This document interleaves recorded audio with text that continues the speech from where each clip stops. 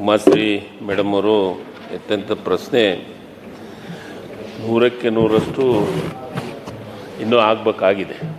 ಕೆಲವೊಂದಿಷ್ಟು ಜಿಲ್ಲೆಯೊಳಗೆ 100% ಆಗಿದೆ, ಕೆಲವೊಂದಿಷ್ಟು ಜಿಲ್ಲೆಯೊಳಗೆ 90-95% ಆಗಿದೆ. ಆದರೆ ಅದರ ಜೊತೆಗೆ ಮಾನ್ಯ ಸಭಾಪತಿಗಳೇ, ನಾವು ಅದಕ್ಕೆ ದಂಡವನ್ನು ಮಾಡಿದ್ದೀವಿ, ಕಾನೂನನ್ನು ತಂದಿದ್ದೀವಿ.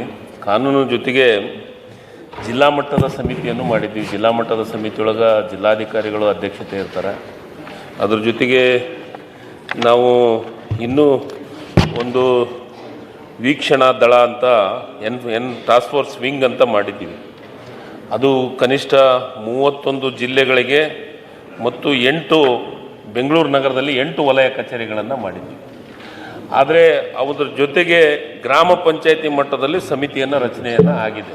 ಅಲ್ಲಿ ಗ್ರಾಮ ಪಂಚಾಯತಿ ಅಧ್ಯಕ್ಷರು, PDO ಅಧ್ಯಕ್ಷತೆಯೊಳಗೆ SDMC ಅಧ್ಯಕ್ಷರು, ಮುಖ್ಯ ಗುರುಗಳು ಮತ್ತು ಸಹಾಯಕ ಉಪನಿರೀಕ್ಷಕರು ಅಂದರೆ RIಗಳು ಇವರೆಲ್ಲರೂ ಸೇರಿ ಒಂದು ಸಮಿತಿಯನ್ನು ಮಾಡಿದೆ. ಆದರೆ ಆ ಸಮಿತಿ ಜಾರಿ ಆಗಲಿಕ್ಕೆ ಈಗಾಗಲೇ ಕಾನೂನು ಮತ್ತು ಸಂಸದೀ ವ್ಯವಹಾರಗಳ ಇಲಾಖೆಯಲ್ಲಿ ಬಾಕಿ ಉಳಿದಿದೆ. ಇದನ್ನೆಲ್ಲವನ್ನು ಮಾಡಿ ಕಳಿಸಿದ್ದೀವಿ.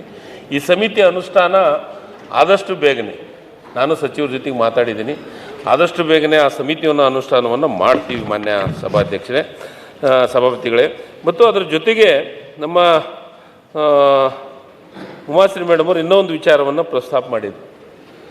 ನಾವು ಈಗಾಗಲೇ ಆ ಕಾನೂನೊಳಗೆ ಯಾರು 60-40 ರೇಷಿಯೋದೊಳಗೆ ಇದನ್ನು ಹಾಕಿಲ್ಲ, ಏನು ಹೆಸರನ್ನು ಬರೆದಿಲ್ಲ, ಅವರಿಗೆ ಒಂದು ಸತಿ ವಾರ್ನಿಂಗ್ ಮಾಡ್ತೀವಿ.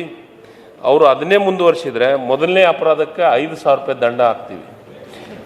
ಮತ್ತೆ ಹೇಳಿದ ಮೇಲೂ ಮತ್ತೆ ಮಾಡಲಿಲ್ಲ ಅಂದರೆ 10,000 ರೂಪಾಯಿ ದಂಡ ಹಾಕ್ತೀವಿ. ಅದಾದಮೇಲೆ 3ನೇ ಸತಿನೂ ಆಗಲಿಲ್ಲ ಅಂದರೆ 20,000 ರೂಪಾಯಿವರೆಗೂ ದಂಡವನ್ನು ಹಾಕ್ತೀವಿ. ಅದರ ಜೊತೆಗೆ ಅದನ್ನೇ ಮುಂದುವರಿಸಿದ್ರೆ ಅವ್ರ ಲೈಸೆನ್ಸ್ ರದ್ದು ಮಾಡುವಂಥ ಕೆಲಸವನ್ನು ಮಾಡ್ತೀವಿ. ಇವೆಲ್ಲವನ್ನು ಕಾರ್ಯರೂಪಕ್ಕೆ ತರೋಕ್ಕೆ ನನಗಿನ್ನೂ ಒಂದು ತುಸು ದಿವಸ ಟೈಮ್, ಅಂದರೆ ಕಾನೂನು ಮತ್ತು ಸಂಸದೀಯ ಇದೇನು ಕಾನೂನು ಮಾಡಿದ್ದೀವಿ, ಕಾನೂನು ಜೊತೆಗೆ ಎಲ್ಲವನ್ನ ರೂಲ್ಸು ರೆಗ್ಯುಲೇಷನ್ಸ್ ಎಲ್ಲವನ್ನ ಮಾಡಿಕೇಸಿ ಕಳಿಸಿದ್ದೀವಿ. ಕಾನೂನು ಸಂಸದೀಯ ವ್ಯವಹಾರದ ಇಲಾಖೆ ಒಳಗೆ ಸ್ವಲ್ಪ ಬಾಕಿ ಇದೆ. ಅದಾದ ಮೇಲೆ ಪೂರ್ಣ ಪ್ರಮಾಣದ